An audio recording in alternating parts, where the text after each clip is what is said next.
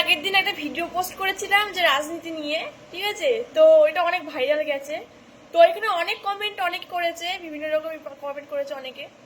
তো একটা কমেন্ট আমি দেখেছি, সেটা হলো, এখানে শো করে দেবো, একজন লিখেছে, এসব কথা বলো না, তোমার মায়ের লক্ষ্মী ভান্ডার বন্ধ হয়ে যাবে। তো ওই দিদির নামে কিছু মানে কথা বলেছি, তার জন্য বলেছো যে লক্ষ্মী ভান্ডার বন্ধ হয়ে যাবে। হ্যাঁ। বন্ধ হলো যায় আসে না, কিন্তু উচিত কথা বলেছি। হ্যাঁ। একদম মানে লক্ষ্মী ভান্ডার যদি বন্ধ হয় তাতে কোনো যায় আসে না, কিন্তু দেশের নাগরিক হিসাবে যেটা সঠিক সেটাই আমি বলেছি, সত্যি কথাই বলেছি। লক্ষ্মীর ভান্ডার কি হয়? লক্ষ্মীর ভান্ডারে কিছুই আমার নাই। লাগবে না লক্ষ্মীর ভান্ডার, কিন্তু যেগুলো চলছে দেশে সেগুলো কি কোনো মানে ঠিক কাজ চলছে? অনেকে রয়েছে লক্ষ্মীর ভান্ডার জন্য ওদিকে অনেক কিছু বলে না, প্রতিবাদ করে না। আমার লোভ নেই লক্ষ্মীর ভান্ডারে, আমি ন্যায্য বিচার করব, প্রতিবাদ করব, ঠিক আছে?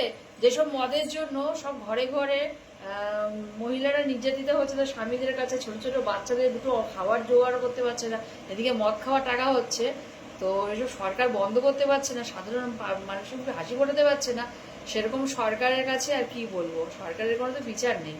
তার জন্য লক্ষ্মীর ভান্ডার বন্ধ হয়, কি আসে লক্ষ্মীর ভান্ডার এমন কিছু হয়ে যাচ্ছে না আমাদের। সেটাই ভয় পাই না তাতে।